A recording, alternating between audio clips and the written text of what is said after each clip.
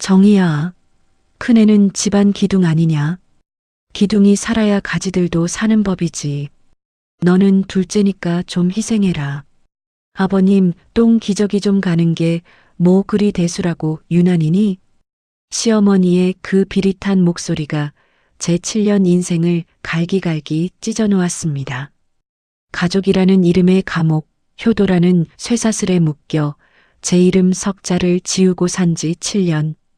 구역질 나는 배설물 냄새와 무시무시한 편애 속에서 죽어가던 제가 마침내 고무장갑을 벗어 던졌습니다. 그 잘난 기둥한테 아버님 똥구멍도 닦으라고 하세요. 난 이제 안 해. 7년차 호구 며느리의 처절하고도 짜릿한 반란, 지금 시작합니다. 사연 시작 전 좋아요 버튼을 꾹 눌러주세요. 오늘 하루도 행복하시길 바랄게요. 안녕하세요. 평범한 아내이자 두 아이의 엄마 그리고 7년차 치매 시아버지를 모시고 사는 며느리 이정희입니다. 오늘도 제 하루는 남들이 깊은 잠에 빠진 새벽 4시에 시작되네요. 아니, 시작되었다기보다 습격당했다는 표현이 더 정확할지도 모르겠어요. 코끝을 찌르는 그 지독하고 눅눅한 냄새가 제 꿈속까지 비집고 들어왔거든요. 눈을 뜨자마자 입 밖으로 터져나온 건 깊은 한숨뿐이었죠. 익숙한 절망감이 전신을 짓누르지만 몸은 이미 기계처럼 움직이고 있습니다. 머리칼을 대충 묶고 주방으로 가서 분홍색 고무장갑을 끼웠죠. 이 고무장갑은 제게는 일종의 전투복이나 다름없답니다. 아버님 방문을 열자마자 훅 끼쳐오는 열기와 악취에 눈이 따가워졌어요. 아버님 또 그러셨어요? 아버님은 초점 없는 눈으로 벽을 멍하니 바라보고 계셨습니다. 노란 장판 위는 물론이고 하얀 벽지며 덮고 주무시던 이불까지 온통 갈색칠이 되어 있었죠. 눈물이 왈칵 쏟아질 것 같았지만 꾹 참았습니다. 여기서 내가 울어버리면 이 비참한 풍경을 치울 사람은 아무도 없으니까요. 걸레를 빨아와서 벽을 문지르고 배설물이 묻은 이불을 걷어냈습니다. 손끝이 떨리고 속이 뒤집어질 것 같았지만 묵묵히 닦고 또 닦았죠. 내 인생이 이 오물 속에 파묻혀 서서히 지워지고 있다는 기분이 들어서 가슴이 미어졌습니다. 한바탕 소동을 치르고 거실 소파에 겨우 몸을 던졌어요. 온몸의 진이 다 빠져나가 손가락 하나 까딱할 힘도 없었거든요. 그때였죠. 안방 문이 열리더니 시어머니가 부스스한 모습으로 걸어 나오셨습니다. 잠을 푹 주무셨는지 얼굴색이 아주 좋으시더군요. 아이고, 새벽부터 왜 이렇게 소란스럽니게? 시어머니는 코를 킁킁거리더니 인상을 찌푸리며 저를 쳐다보셨어요. 어머님, 아버님이 또 사고를 치셔서요. 방금 다 치웠어요. 제 목소리가 힘없이 갈라져 나왔지만 어머니의 반응은 차가웠습니다. 야, 너는 애비 잠도 안 깼는데 좀 조용히 치우지 그랬냐? 애비 놀라면 어떡하려고 그래? 네, 제가 지금 새벽부터 이걸 다 치웠는데 조용히 할 상황이 아니었어요. 어머니. 됐고, 냄새나니까 환기 좀 시켜라. 그리고 애비 깰라. 문 살살 닫고 다니고. 며느리가 돼서 손이 그렇게 야물지 못해서야 원. 도와주기는커녕 타박부터 날아오는 그 목소리에 심장이 덜컥 내려앉는 것 같았습니다. 속이 부글부글 끓어올랐지만 대꾸할 기운조차 없어서 입을 다물었죠.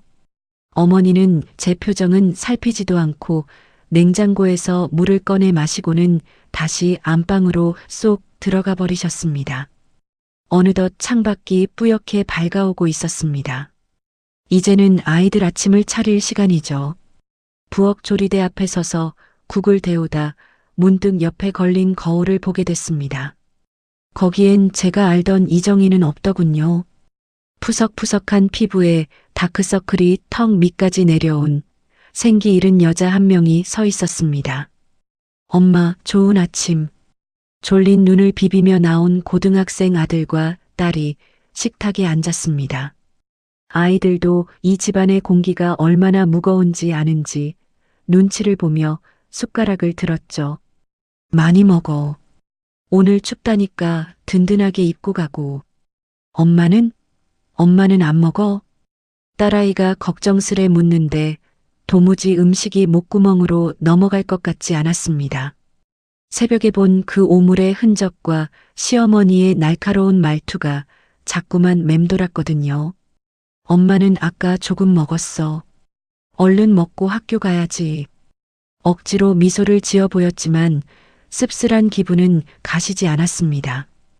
달그락거리는 수저 소리만 들리는 고요한 아침 식사 시간. 이 정적조차 언제 깨질지 모른다는 불안함 속에서 제 하루는 벌써 반쯤 달아 없어진 기분이었습니다. 다음은 어떤 고생이 나를 기다리고 있을까? 아이들이 학교로 떠나고 적막해진 집안에서 저는 다시 욕실 바닥에 쭈그리고 앉았습니다. 아버님이 망쳐놓은 이불은 물을 머금자 바위처럼 무거워졌죠. 세제를 풀고 맨발로 그 위를 꾹꾹 밟기 시작했습니다. 발가락 사이로 차갑고 미끈거리는 거품이 치고 올라올 때마다 제 억울함도 함께 출렁거렸습니다. 물속에 발을 담그고 있으닌 자꾸만 그날의 기억이 선명해집니다. 7년 전 모든 비극이 시작되었던 그 병원 복도의 냄새가 코끝을 스치는 것만 같았죠. 치매입니다. 준비를 하셔야겠어요. 의사의 그 건조한 목소리가 제 머릿속을 하얗게 비웠던 날이었습니다. 형광등이 깜빡이던 병원 복도에서 저는 한참을 멍하니 서 있었죠. 그때까지만 해도 저는 제 인생이 이렇게 송두리째 흔들릴 줄은 꿈에도 몰랐습니다. 단순히 연세가 드셔서 깜빡하시는 줄로만 알았는데 그게 지옥의 서막릴 줄이야 누가 알았겠어요. 며칠 뒤 이른바 가족회의라는 것이 소집되었습니다. 말이 회의였지 사실은 저 하나를 제물로 바치기 위한 통보식 재판이나 다름없었죠. 거실 한복판에 시어머니와 아주버님 내외 그리고 제 남편이 둘러앉아 있었습니다. 어머니는 손수건으로 눈가를 찍어내며 가련한 목소리로 입을 떼셨어요. 애들아, 너희 아버지 젖골인데 내가 혼자 어찌 감당하겠니? 어머니의 시선은 정확히 저를 향해 꽂혔습니다. 저는 침을 꿀꺽 삼키며 고개를 숙였죠. 그러자 어머니의 교묘한 가스라이팅이 시작되었습니다. 정희야, 내 아주버님은 지금 큰 건설 사업하느라 눈코 뜰 새 없이 바쁜 집안 기둥 아니냐. 큰애니가 아버지를 모시는 건 현실적으로 무리야. 형님은 옆에서 안쓰러운 표정을 지으며 제 손을 덥석 잡더군요. 동서 미안해. 우리가 염치 없는 거 아는데 동선에는 식당 하니까 시간 융통성도 좀 있잖아. 형님, 저도 회사 다니고 식당 일은 퇴근하고 돕는 거예요. 저 영업 실적도 좋고 승진도 앞두고 있어서 제가 조심스럽게 항변해 봤지만 시어머니의 목소리는 곧장 날카로워졌습니다. 승진이 대수냐? 집안 어른이 돌아가시게 생겼는데. 너희는 식당 하니까 집이랑 가깝고 남편이랑 같이 있으니까 수발 들기도 좋지 않니? 정희 네가 좀 희생해라. 기둥이 살아야 온 집안이 사는 법이야. 남편은 옆에서 죄인처럼 고개만 숙이고 아무 말이 없었습니다. 그때 제가 차갑게 거절했어야 했는데 아니면 남편이라도 내 편을 들어줬어야 했는데 말이죠. 착한 며느리 콤플렉스에 빠져서 가족이라는 이름의 굴레를 넙죽 받아들였던 그날의 제 자신이 너무나도 원망스러웠습니다. 욕조 안의 이불을 짓밟는 제 발등에 핏줄이 붉어졌습니다. 결국 저는 10년 넘게 몸담았던 보험회사를 퇴사해야 했습니다. 실적 왕으로 불리며 당당하게 커리어를 쌓아가던 제 삶이 단 한순간에 무너져 내린 거죠. 짐을 정리해서 나오던 마지막 날 책상 구석에 놓인 제 사원증을 한참이나 바라봤습니다. 이정이라는 세 글자가 그렇게 빛나 보일 수가 없었죠. 수고 많으셨어요, 팀장님.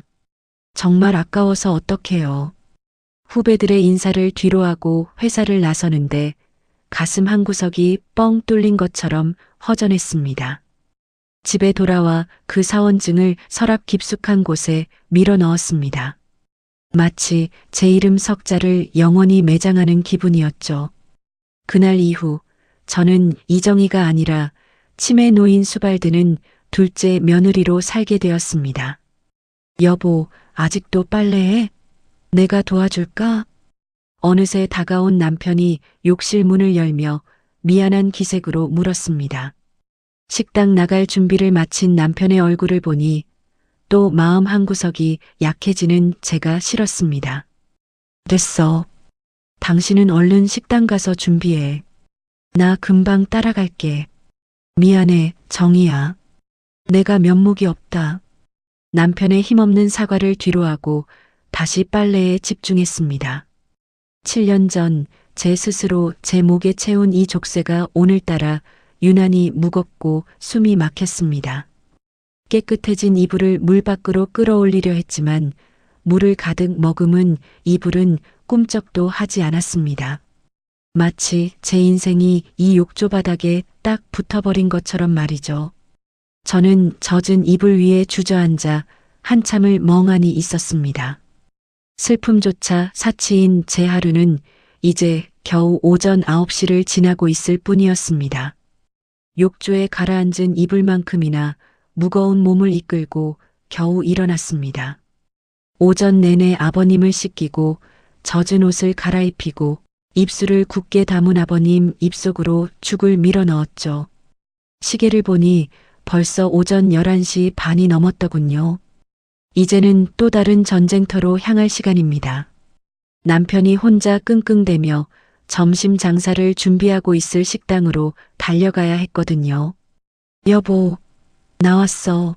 미안해. 아버님이 오늘 좀 오래 걸리셔서. 숨이 턱 끝까지 차올라 식당 문을 열자마자 앞치마를 둘렀습니다. 남편은 불판 앞에서 땀을 뻘뻘 흘리며 저를 돌아봤죠. 천천히 오지 그랬어. 몸도 안 좋은데. 안 좋긴 뭐가 안 좋아. 벌써 손님들 들어오는데 당신 혼자 어쩌려고. 말은 씩씩하게 했지만 무릎 관절이 비명을 지르고 있었습니다. 점심시간의 식당은 그야말로 아비규환이었죠. 여기 불판 갈아주세요. 공깃밥 하나 추가요. 사방에서 터져나오는 요구사항에 정신이 하나도 없었습니다. 달궈진 불판의 열기가 얼굴을 핥히고 무거운 쟁반을 나르는 팔목은 끊어질 듯 시큰거렸습니다. 땀방울이 눈으로 들어가 따가웠지만 훔칠 새도 없이 발바닥에 불이 나게 뛰어다녔습니다. 그렇게 정신없이 서빙을 하던 중 주머니 속 휴대폰이 요란하게 진동했습니다. 발신인은 시어머니였죠. 불길한 예감은 틀린 적이 없었습니다. 여보세요? 어머니, 지금 장사 중이라. 야, 큰일 났다. 내 애비가 또 나갔어. 내가 잠깐 화장실 간 사이에 문을 열고 나갔나 봐. 수화기 너머로 들리는 어머니의 비명 섞인 목소리에 손에 들고 있던 물컵을 떨어뜨릴 뻔했습니다. 뭐라고요? 아니, 문단속 잘하시라고 제가 몇 번을 말씀드렸어요. 지금 그게 문제냐? 빨리 와서 찾아야지. 난 다리가 아파서 못 나간다. 저는 앞치마를 거칠게 벗어 던졌습니다. 남편은 당황한 눈으로 저를 쳐다봤지만 상황을 설명할 시간조차 없었죠. 여보, 아버님 또 나가셨대. 나갔다 올게. 식당 문을 박차고 나와 동네 골목골목을 미친 듯이 뛰었습니다. 아버님, 아버님. 목이 터져라 불러보지만 돌아오는 건 차가운 바람뿐이었죠. 슬리퍼를 신은 채로 1시간을 헤맸을까요? 겨우 파출소에서 연락이 왔습니다. 맨발의 얇은 옷차림으로 길가에 멍하니 앉아 계셨다는 아버님을 보는 순간 다리에 힘이 풀려 그 자리에 주저앉아 버렸습니다. 아버님 제발요 왜 자꾸 이러세요, 진짜. 파출소 앞 차가운 아스팔트 바닥에 주저앉아 엉엉 울었습니다. 지나가는 사람들이 수군거렸지만 상관없었습니다. 내 인생이 왜 이렇게 된 건지, 무엇을 위해 이렇게 사투를 벌이고 있는 건지 알 수가 없었으니까요. 아버님을 택시에 태워 집으로 보내드리고 다시 식당으로 돌아와 남은 설거지를 마쳤습니다. 밤 11시가 되어서야 컴컴한 집으로 돌아왔죠. 현관문에 들어서자마자 그대로 쓰러지듯 거실 바닥에 누웠습니다. 잠시 후 남편이 대야에 따뜻한 물을 받아들고 다가왔습니다. 정희야, 이리 와봐. 발 좀 씻자. 남편은 제 퉁퉁 부은 종아리를 조심스럽게 자기 무릎 위에 올렸습니다. 그리고는 거친 손등으로 제 종아리를 천천히 주무르기 시작했죠. 남편의 손길이 닿는 곳마다 욱신거리는 통증이 느껴졌습니다. 미안해, 정말 미안해, 여보. 남편은 고개를 숙인 채 낮은 목소리로 은조렸습니다. 남편의 눈가가 붉게 물든 것을 보니 저도 모르게 모진 말을 하려던 입술이 굳어버렸습니다. 당신 잘못도 아닌데 모아버님이 아프신 게 누구 탓은 아니잖아. 조금만 더 참자. 내가 어떻게든 돈 더 벌어서 사람 쓸 수 있게 해볼게. 조금만 더 버텨줘. 그놈의 조금만 더라는 말. 지겹도록 들은 그 말 한마디에 제 마음은 또 바보같이 허물어집니다. 나를 사랑해서 내 곁을 지키는 이 남자가 안쓰러워서 그 미안함 섞인 손길이 너무 따뜻해서 말이죠. 저는 남편의 거친 손 위에 제 손을 포개었습니다. 그래, 우리 조금만 더 고생하자. 애들 대학까지만 보내고. 그렇게 서로의 아픔을 보듬으며 잠자리에 들었습니다. 하지만 그날 밤의 평화가 폭풍 전야의 고요함이었다는 것을 저는 그때 알지 못했습니다. 제 인내심의 한계를 시험할 그 사건이 다가오고 있다는 사실을 말입니다.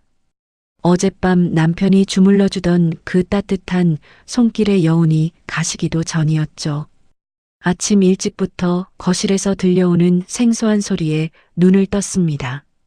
콧노래 소리, 그리고 바닥을 힘차게 닦는 걸레질 소리였어요.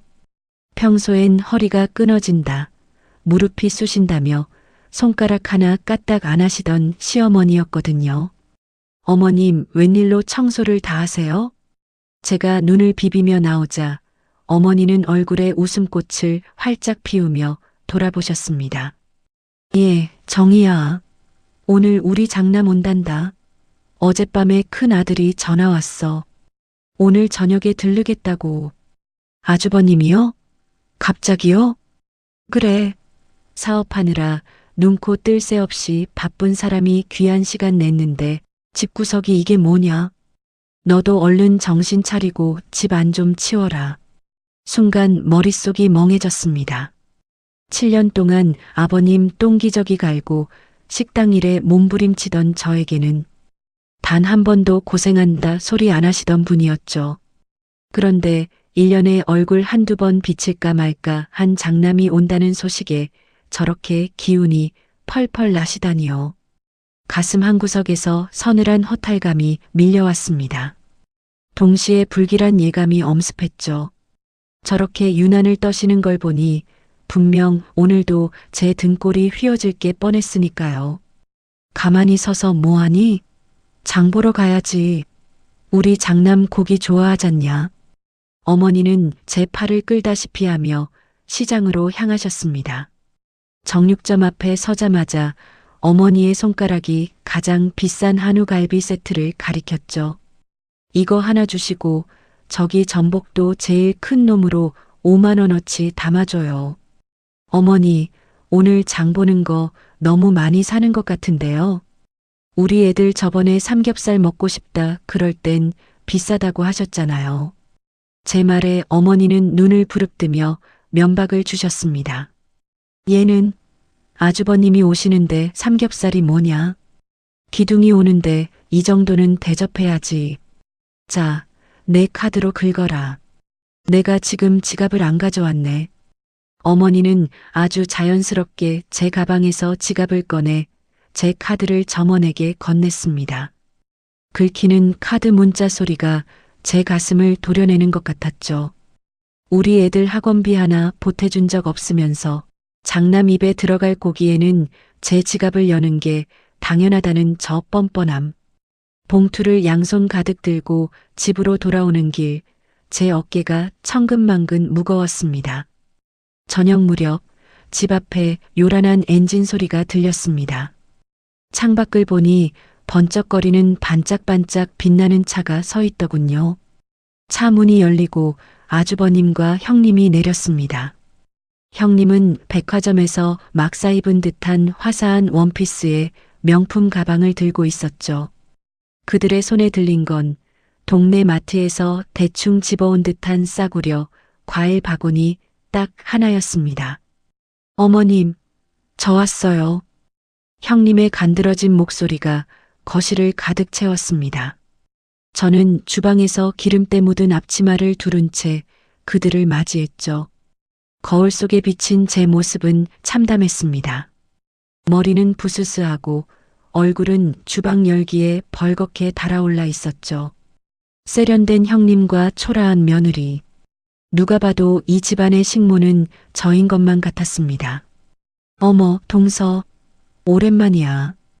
근데 얼굴이 왜 그래? 어디 아파? 동서가 고생이 많네 호호. 형님은 제 손을 잡는 척하더니 제 앞치마에 묻은 얼룩을 보고는 슬쩍 손을 뗐습니다. 그 찰나의 표정을 저는 놓치지 않았죠.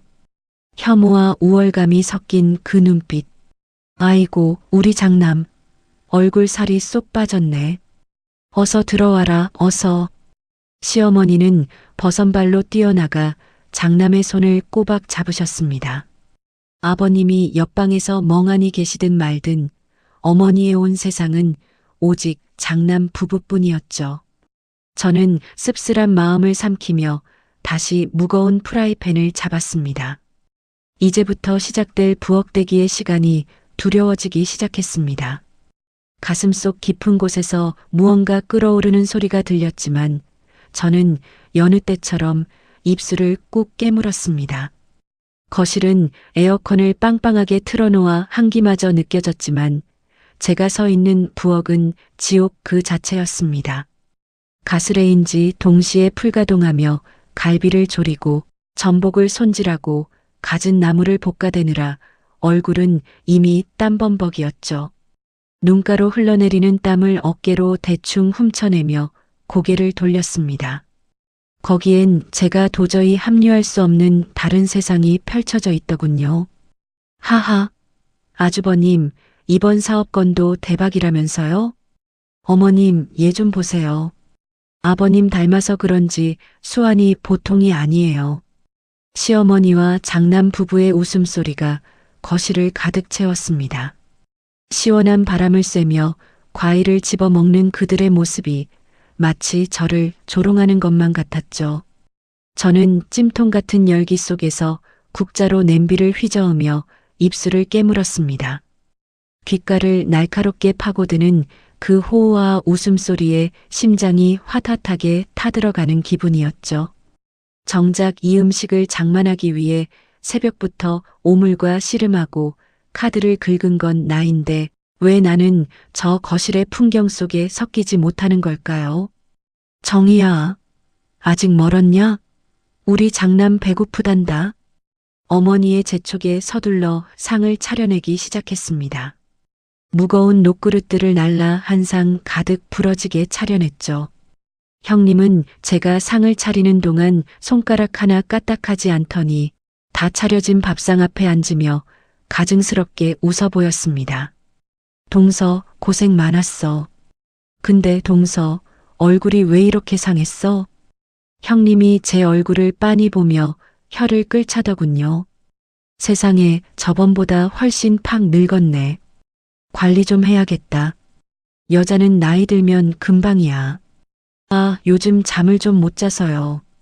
제가 어색하게 웃으며 대답하자 형님은 한술 더 떴습니다. 동서가 이렇게 든든하게 고생해줘서 우리가 맘 편히 사업하잖아. 정말 고마워, 동서호. 그 고맙다는 말이 감사 인사가 아니라 너는 평생 여기서 똥 기저귀나 치우며 늙어가라는 선고처럼 들렸습니다. 속이 뒤틀리고 구역질이 날 것 같았지만 남편의 얼굴을 봐서 꾹 참았습니다. 남편은 구석에서 제 눈치만 살피며 죄인처럼 밥만 떠넣고 있었죠. 그때였습니다. 구석에 조용히 앉아 계시던 아버님이 갑자기 손을 뻗으셨습니다. 그러더니 젓가락도 쓰지 않고 맨손으로 시뻘건 양념게장을 덥석 집어드시는 게 아니겠어요. 양념이 아버님의 하얀 내복 소매와 입가에 덕지덕지 묻었습니다. 아이고 아버님, 숟가락 쓰셔야죠. 제 말이 떨어지기도 전에 장남의 반응이 먼저 터져 나왔습니다. 아고 아버지 왜 그래요? 아주버님은 미간을 잔뜩 찌푸리며 숟가락을 탁 내려놓았습니다. 그러고는 의자를 뒤로 슬쩍 빼며 아버님에게서 멀어지더군요. 형님 역시 손수건으로 코를 막으며 질색하는 표정을 지었습니다. 시어머니조차 아이고 영감도 참 하며 혀만 찰 뿐 누구 하나 나서서 아버님의 손을 닦아주지 않았습니다. 결국 제가 자리에서 일어났습니다. 익숙하게 물티슈를 뽑아 아버님의 끈적한 손가락을 하나하나 닦아드리고 입가에 묻은 양념도 정성껏 훔쳐냈죠. 아버님, 저 보시고 아하세요. 제가 고기 작게 잘라드릴게요. 아버님은 어린아이처럼 제 손길에 몸을 맡기셨습니다. 번듯한 수트를 입고 효자인 척하던 장남은 멀찍이 떨어져 혐오스러운 눈빛을 보내고 얼룩진 앞치마를 두른 며느리만이 그 더러움을 감당하고 있는 이 기막힌 대조. 그 순간 제 가슴속 깊은 곳에서 무언가 툭 하고 끊어지는 소리가 들린 것 같았습니다.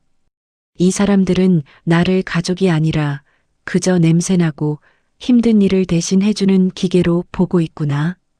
그 확신이 드는 순간 뜨거운 국물보다 더 뜨거운 분노가 목구멍까지 차올랐습니다. 폭풍 같은 식사 시간이 겨우 끝났습니다. 기름기 가득한 그릇들을 개수대에 밀어넣고 잠시 허리를 펴는데 거실의 공기가 묘하게 바뀌어 있더군요. 그저 장남 부부의 자랑을 들어주는 시간인 줄 알았는데 시어머니의 얼굴이 전례 없이 비장해 보였습니다. 어머니는 천천히 자리에서 일어나 방으로 들어가셨죠. 그리고 한참 동안 나오지 않으시더니 가슴팍에 무언가를 소중히 품고 나오셨습니다. 그것은 때가 타서 거뭇거뭇해진 낡고 두툼한 누런 서류 봉투였습니다. 어머니는 장남의 손을 꽉 잡으며 그 봉투를 식탁 정중앙에 올려놓으셨죠. 자, 다들 여기 좀 봐라. 오늘 내가 너희를 부른 진짜 이유가 있다. 저는 젖은 손을 앞치마에 대충 닦으며 식탁 근처로 다가갔습니다. 봉투 안에서 나온 건 오래된 종이 냄새가 물씬 풍기는 서류들, 바로 시골 선산 뒤편에 붙은 알짜배기 땅 문서였습니다. 엄마, 이게 그 아버님이 예전에 사두셨던 그 땅인가요? 아주버님의 눈이 순식간에 탐욕스럽게 번뜩였습니다. 형님 역시 쥐고 있던 찻잔을 내려놓고 몸을 앞으로 바짝 기울였죠. 그래. 요즘 거기가 신도시 개발 묶인 게 풀려서 땅값이 아주 금값이란다. 며칠 전에 내가 조용히 알아보니 지금 팔아도 수십억은 좋게 나온다더구나.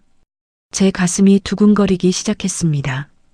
7년 동안 병원비며 기저귀 값이며 남편 식당 수입으로 빠듯하게 버텨온 세월들이 떠올랐거든요. 아, 이제 우리도 숨통이 좀 트이겠구나. 사람도 좀 쓰고 나도 이제 다시 내 인생을 찾을 수 있을지도 몰라. 그런 헛된 희망이 제 머릿속을 스치던 찰나 시어머니의 입에서 비수 같은 선언이 튀어나왔습니다. 이거 우리 장남 사업하는데 보태 써라. 순간 부엌 천장의 형광등이 깜빡이는 것처럼 시야가 흔들렸습니다. 네, 어머님 뭐라고요? 뭐가 그렇게 놀랄 일이니? 장남이 살아야 집안이 사는 법이야. 큰애가 지금 큰 건설 사업하고 있는데 기둥이 무너지면 우리 집안 다 끝나는 거 몰라? 시어머니는 너무나 당연하다는 듯 땅 문서를 아주버님 쪽으로 밀어주었습니다. 아주버님은 입가에 번지는 미소를 숨기지 못한 채 넙죽 그 봉투를 받아 챙겼고, 형님은 어머님 역시 저희 생각해 주시는 건 어머님뿐이에요 하며 간드러지게 맞장구를 쳤습니다. 그 순간 제 귓가에 삐하는 날카로운 이명이 들리기 시작했습니다. 지난 7년의 세월이 파노라마처럼 눈앞을 스쳐 지나갔죠. 새벽마다 아버님의 배설물을 닦아내던 그 지독한 냄새, 허리가 끊어질 듯한 통증을 참고 서빙하던 식당 불판, 내 커리어를 포기하고 사원증을 서랍에 넣으며 울었던 그 밤들. 그 모든 고통과 희생이 단돈 1원어치의 가치도 인정받지 못했다는 사실이 온몸의 피를 거꾸로 솟게 했습니다. 저는 고개를 돌려 남편을 바라봤습니다. 남편 역시 벼락이라도 맞은 듯 멍한 표정으로 입을 다물지 못하고 있었죠. 남편의 손등에는 식당 일을 하다 데인 흉터가 선명한데 시어머니는 그 아픈 손은 보이지도 않는 모양이었습니다. 어머니 어떻게 그러세요? 저희 지난 7년 동안 아버님 모시느라 빚까지 지고 살았어요. 저 식당 일에 간병에 골병이 들었는데 어떻게 저희한테 상의 한마디 없이. 제 목소리가 파들파들 떨리며 터져 나왔습니다. 하지만 시어머니는 오히려 저를 한심하다는 듯 쳐다보시더군요. 너는 참 속도 좁다. 장남이 잘 되면 너희도 덕 볼 일 안 생기겠니? 기둥이 든든해야 가지들도 편한 법이야. 그리고 너희는 식당이라도 있지 않니? 밥은 안 굶잖아. 밥은 안 굶는다니요, 어머니. 그만해라. 내 땅 내 자식 주겠다는데 며느리인 네가 왜 사사건건 토를 달아? 아버님 기저귀 몇 번 갈았다고 땅이라도 한 조각 떼어줄 줄 알았니? 그 차가운 조롱에 심장이 툭 떨어지는 기분이었습니다. 7년의 헌신은 그저 기저귀 몇 번으로 치부되었고 저는 땅을 탐내는 욕심쟁이 며느리로 몰리고 있었습니다. 분노를 넘어선 무언가가 제 뼛속까지 시리게 파고들었죠. 내 인생을 제물로 바쳐 세워온 이 가정이 사실은 모래성보다도 허망한 것이었음을 깨닫는 비참한 밤이었습니다. 제 손에 들려있던 물수건이 바닥으로 툭 떨어졌습니다. 하지만 아무도 그것을 보지 못했습니다. 그들은 오로지 누런 봉투 속의 금값에만 눈이 멀어 있었으니까요. 눈앞이 캄캄해지고 온몸의 피가 머리로 거꾸로 솟구치는 기분이었습니다. 7년이라는 세월이, 제 청춘이, 그리고 제 아이들의 희생까지 담긴 그 시간들이 단 한 장의 땅 문서보다 가볍게 취급받는 순간이었죠. 저는 떨리는 입술을 깨물며 겨우 목소리를 냈습니다. 어머님 어떻게 그러세요? 저희 7년 동안 아버님 모시느라 얼마나 고생했는데요. 저도 식당 일에 간병에 골병이 들었는데 어떻게 저희한테 상의 한마디 없이. 제 말이 끝나기도 전이었습니다. 시어머니는 콧방귀를 뀌며 제 말을 가차없이 잘라버리셨죠. 예, 정이야. 너 참 속도 좁다. 장남이 잘 되면 너희도 덕 볼 일 안 생기겠니? 기둥이 살아야 집안이 사는 법이야. 너희는 둘째잖니? 둘째가 형님 잘 되게 밀어주는 건 당연한 도리야. 그 와중에 제 시야에 들어온 건 형님의 손놀림이었습니다. 어머니의 말이 떨어지기가 무섭게 형님은 그 누런 봉투를 낚아채듯 집어들어 자기 가방 깊숙이 쑤셔 넣더군요. 마치 누가 뺏기라도 할까봐 겁내는 들개처럼 말이죠. 그 얄미운 손동작을 보는 순간 제 머릿속에서 툭 하고 무언가 끊어지는 선명한 소리가 들렸습니다. 이성의 끈이었습니다.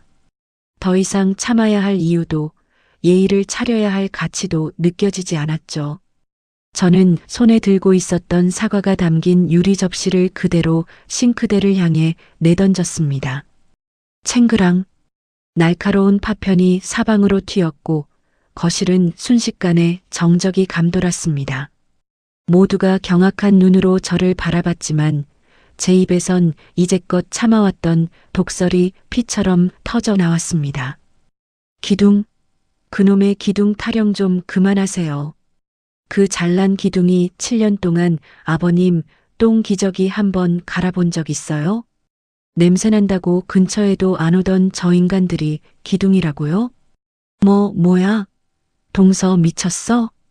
형님이 사색이 되어 소리쳤지만 저는 멈추지 않았습니다. 그래, 나 미쳤다. 7년 동안 똥 오줌 닦으며 미치지 않고 배기겠어? 어머님, 그렇게 장남이 좋고 기둥이 소중하시면 오늘부터 그 잘난 기둥한테 아버님 똥구멍도 닦으라고 하세요. 난 이제 안 해. 못해. 제 포유의 시어머니는 얼굴이 험악하게 일그러지며 자리에서 일어났습니다. 어디 시어미 앞에서 행패야. 이 천한 게 어디서 배운 버릇이야. 어머니가 소리를 지르며 제 뺨이라도 때릴 듯이 달려들려는 찰나였습니다. 줄곧 고개를 숙이고 부들부들 떨고만 있던 남편이 갑자기 포효했습니다. 그만해. 남편이 식탁 모서리를 잡더니 그대로 위로 치켜들었습니다. 우당탕, 콱쾅. 비싼 갈비찜이며 전복죽이 담긴 그릇들이 바닥으로 쏟아지며 식탁이 뒤집어졌습니다. 거실은 아수라장이 되었고 시어머니와 아주버님 부부는 비명을 지르며 뒤로 나자빠졌죠. 내 마누라 골병 들게 해놓고 당신들이 사람이야. 당신들이 인간이냐고. 평생 큰 소리 한 번 안 치던 남편의 사자 후에 거실이 쩌렁쩌렁 울렸습니다.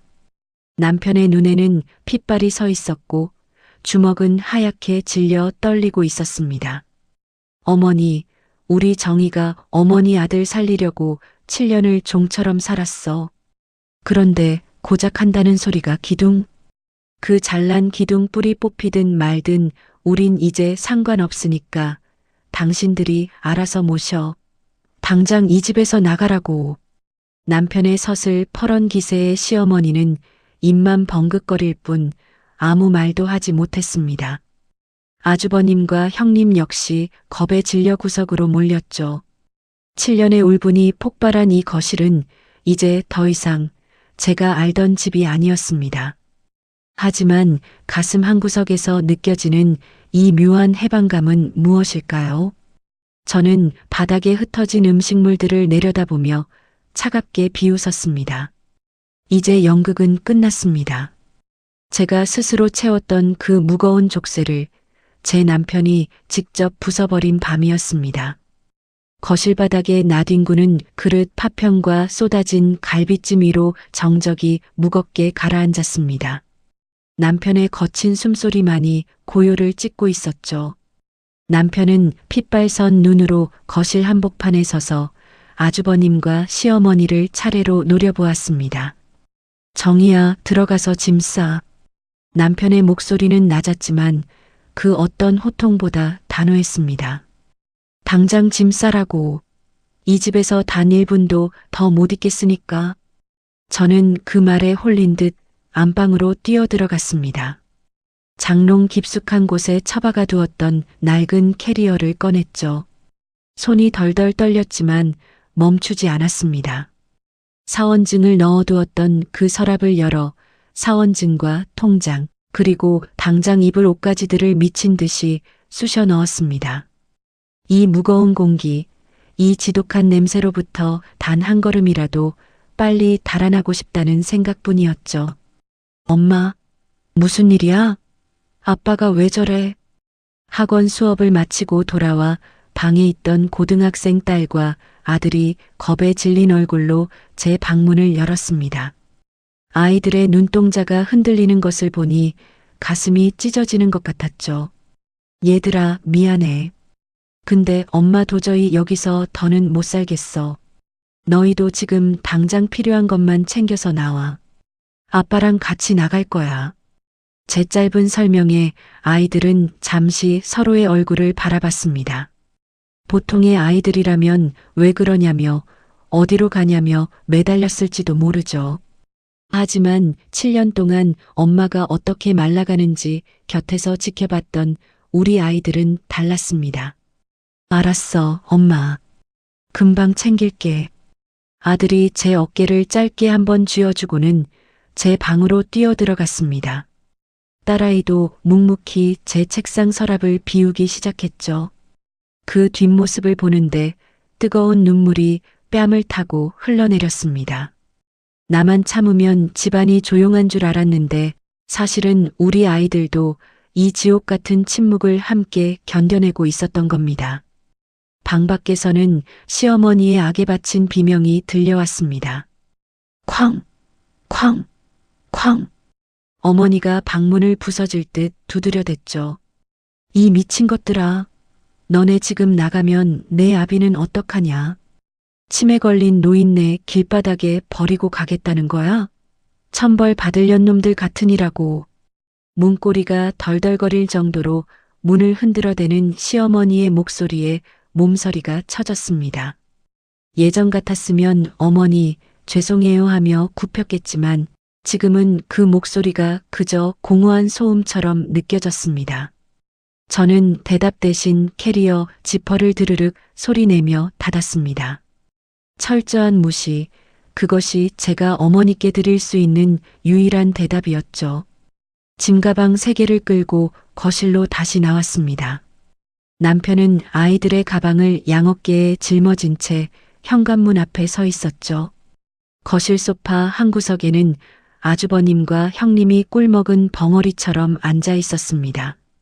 땅 문서가 든 가방을 꼭 껴안은 채 시선은 바닥만 빤히 쳐다보며 딴청을 피우더군요.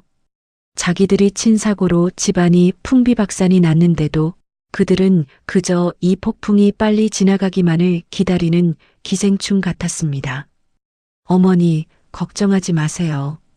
그 잘난 기둥이 여기 있잖아요. 제가 가방 손잡이를 꽉 쥐며 시어머니를 똑바로 쳐다봤습니다. 어머니는 씩씩거리며 제 머리채라도 잡을 기세였지만 제 차가운 눈빛에 움찔하며 뒤로 물러나셨죠. 수십억짜리 땅도 받으셨는데 그 돈으로 간병인을 쓰시든 장남이 직접 수발을 들든 이제 죽든 살든 장남이랑 알아서 하세요. 우린 이제 남이니까요. 뭐, 이 발칙한 게 끝까지. 가자, 정이야. 남편이 제 손을 꽉 잡았습니다. 그 손은 투박하고 거칠었지만 7년 만에 처음으로 저를 온전히 지켜주고 있었습니다. 우리는 뒤도 돌아보지 않고 현관문을 열었습니다. 너네 나가면 나 죽는 꼴 보게 될 줄 알아라. 이 썩을 놈들아. 등 뒤로 꽂히는 시어머니의 저주 섞인 곡소리를 뒤로하고 엘리베이터에 올랐습니다. 주차장에 세워둔 차에 짐을 싣고 우리 4식구는 차에 올라탔습니다. 남편이 거칠게 시동을 걸었죠. 시댁 건물을 빠져나가는 길 백미러로 멀어지는 아파트를 보았습니다. 7년 전 희망을 품고 들어갔던 그곳은 이제 연기처럼 멀어지고 있었습니다. 차 안에는 아무런 대화도 없었지만 우리 4사람의 호흡은 그 어느 때보다 차분하고 평온했습니다. 여보, 이제 어디로 가? 딸아이의 물음에 남편이 운전대를 고쳐 잡으며 대답했습니다. 어디든 여기보다 좋은 곳으로 갈 거야. 걱정 마. 차창 밖으로 스치는 가로등 불빛이 제 눈가를 스쳐 지나갔습니다. 지울 수 없을 것 같던 그 지독한 냄새가 밤바람을 타고 서서히 씻겨 내려가는 기분이 들었습니다. 그날 밤 우리는 도망치듯 빠져나와 근처의 작은 호텔에 짐을 풀었습니다. 낯선 침대 시트의 바스락거리는 소리가 어색했지만 그보다 더 낯선 건 그곳에서 풍기는 무색무취의 공기였죠. 다음 날 아침 남편은 말도 없이 여기저기 전화를 돌리더니 아이들 학교 근처에 방 2칸짜리 작은 빌라를 구했습니다. 이사라고 할 것도 없었죠. 차에 실어온 캐리어 3개가 우리 짐의 전부였으니까요. 이사한 첫날 아침, 저는 눈을 뜨자마자 본능적으로 시계를 확인했습니다. 새벽 4시, 심장이 두근거렸습니다. 빨리 아버님 방으로 달려가야 한다는 강박이 몸을 일으키려 했죠. 하지만 곧 깨달았습니다. 여기는 그 지독한 냄새가 나지 않는다는 것을요. 창문을 열자 새벽의 차갑고 싱그러운 공기가 방 안 가득 밀려 들어왔습니다. 아, 끝났구나. 저는 다시 침대에 누워 이불을 머리끝까지 뒤집어 썼습니다. 누구도 저를 부르지 않고 누구도 저에게 타박을 주지 않는 이 고요함이 너무나 비현실적이어서 무서웠습니다. 안도감일까요? 아니면 지난 7년에 대한 보상 심리일까요? 이불 속에서 참아왔던 울음이 터져 나왔습니다. 한참을 소리 없이 오열하며 저는 제 몸에 밴 그 지독한 냄새를 눈물로 씻어내고 있었습니다. 며칠 뒤 짐 정리가 대충 끝난 저녁이었습니다. 좁은 거실에 낡은 상 하나를 펴고 우리 4식구가 옹기종기 모여 앉았죠. 주방에서 불판 앞에 서지 않아도 되는 저녁, 저는 난생 처음으로 배달 피자를 시켰습니다. 와, 피자 진짜 오랜만이다. 엄마, 나 이거 2조각 먹어도 돼? 아들이 신이 나서 피자 상자를 열며 물었습니다. 평소 같으면 아버님 식사 수발 드느라 시어머니 눈치 보느라 입으로 들어가는지 코로 들어가는지 몰랐을 아이들이었습니다. 그럼 너 다 먹어. 엄마가 오늘 쏜다. 제가 웃으며 말하자 남편이 콜라를 따르며 제 손을 슬쩍 잡았습니다. 정희야, 좁은 데서 고생시켜서 미안해. 그래도 여기 오니까 좋긴 좋다. 좁긴 뭐가 좁아. 우리 식구 다리 뻗고 잘 돼 있으면 됐지. 여보, 당신도 고생 많았어. 피자 한 조각을 베어 물고 서로의 얼굴을 마주 보는데 아이들의 웃음소리가 거실을 가득 채웠습니다. 화려한 갈비찜도 전복도 없었지만 그 어떤 만찬보다 달콤한 식사였죠. 창밖으로는 자동차 지나가는 소리가 들리고 집안엔 고소한 피자 냄새만 가득했습니다. 비록 방 2개짜리 작은 빌라였지만 적어도 이곳은 누구의 희생도 강요하지 않는 우리만의 천국이었습니다. 그렇게 꿈같은 평화가 일주일째 이어지던 어느 오후였습니다. 아이들은 학교에 가고 남편은 식당 정리를 위해 외출한 시간이었죠. 저는 베란다 창가에 앉아 햇살을 받으며 천천히 커피 한 잔을 마시고 있었습니다. 커피 향이 코끝을 간지럽히는 그 순간이 너무나 소중해서 숨소리조차 아껴 쉬고 있었죠. 그때였습니다. 테이블 위에 놓인 제 휴대폰이 요란하게 진동하며 바닥을 긁는 소리를 냈습니다.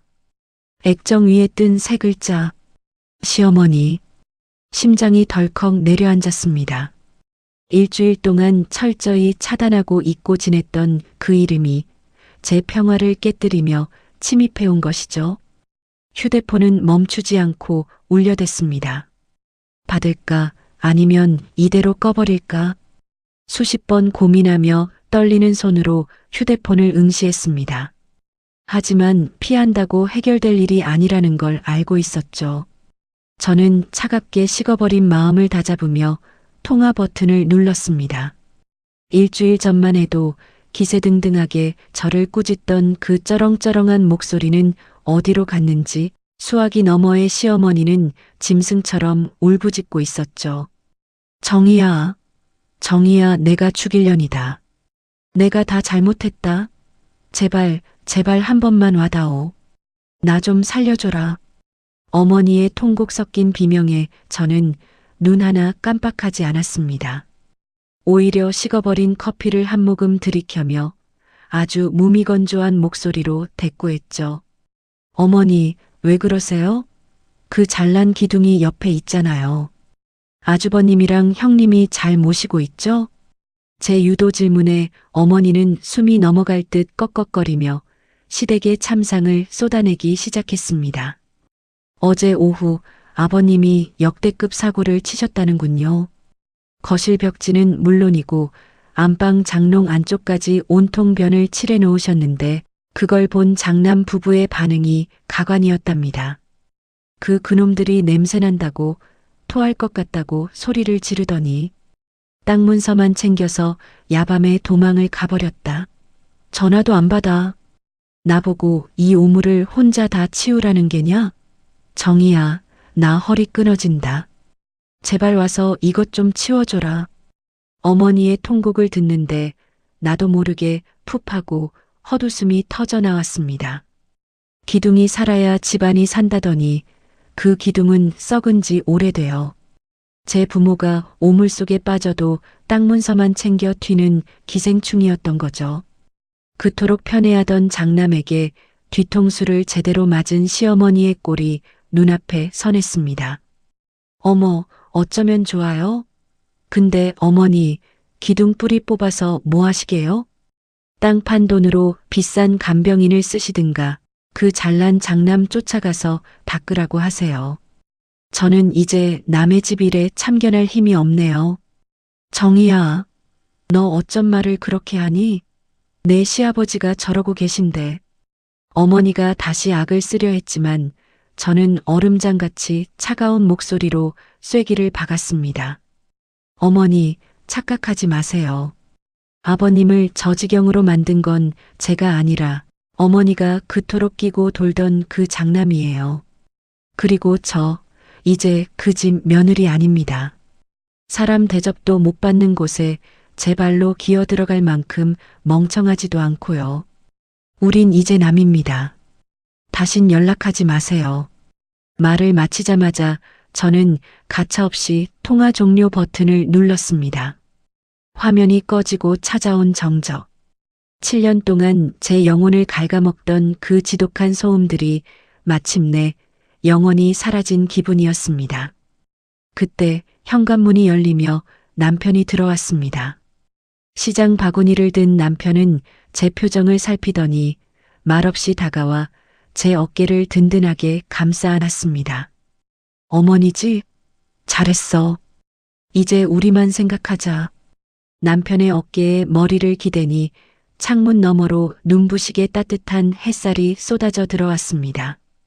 이 햇빛은 시댁의 그 어둡고 눅눅한 거실에서 보던 것과는 전혀 달랐습니다. 더 이상 제 코끝에는 배설물 냄새도 비린 고기 냄새도 나지 않았습니다. 대신 남편이 사온 싱싱한 채소 향기와 우리 가족의 평온한 숨소리만 가득했죠. 이정희, 고생 많았어. 이제 진짜 내 인생을 살아. 저는 거울을 보며 환하게 미소 지었습니다. 호구 며느리라는 무겁고 지저분한 허물을 완전히 벗어던진 제 얼굴이 7년 전 그 사원증 속 모습보다 더 빛나 보였죠. 이제 제 인생 이막의 무대는 오직 저와 제 가족을 위해서만 펼쳐질 것입니다. 저는 남편의 손을 꼭 잡고 내일 아침엔 어떤 맛있는 것을 먹을지 행복한 고민에 빠졌습니다. 제 인생에서 가장 경쾌하고 완벽한 진짜 아침이 시작되고 있었습니다. 청취자 여러분, 오늘 사연 잘 들으셨나요? 가족이라는 이름의 울타리가 때로는 가장 잔인한 감옥이 되기도 합니다. 오늘 들려드린 정희 씨의 이야기는 단순히 고부 갈등이나 재산 다툼에 대한 기록이 아닙니다. 나 자신을 잃어버린 채 누군가의 희생양으로 살아가는 이 세상 모든 착한 사람들에게 던지는 작은 돌직구죠. 7년이라는 긴 시간 동안 정희 씨의 손등을 덮었던 건 아버님의 배설물만이 아니었을 겁니다. 내가 참아야 집안이 조용하지라는 무거운 체념과 언젠간 알아주겠지라는 헛된 기대가 그녀의 삶을 짓누르고 있었을 테니까요. 하지만 결국 그녀를 구원한 건 인내가 아니라 부당함의 아니요라고 말할 수 있는 용기였습니다. 작가로서 제가 이 원고를 통해 전하고 싶었던 진심은 단 하나입니다. 누군가의 기둥을 바치기 위해 당신의 뿌리가 썩어가는 것을 방치하지 마세요. 당신이 행복해야 당신의 아이들도, 당신의 가정도 진짜 평화를 찾을 수 있습니다. 비록 좁은 빌라에서 피자 한 판을 나눠 먹는 결말이었지만 저는 그 장면이 그 어떤 대저택의 만찬보다 화려하다고 믿습니다. 자유라는 양념이 더해진 인생은 그 무엇보다 달콤하니까요. 지금 이 순간에도 보이지 않는 곳에서 고군분투하고 있을 수많은 정의 씨들에게 이 원고를 바칩니다. 당신의 인생 이막도 정의 씨처럼 눈부시게 빛나길 진심으로 응원하겠습니다. 오늘도 잘 들어주셔서 감사합니다.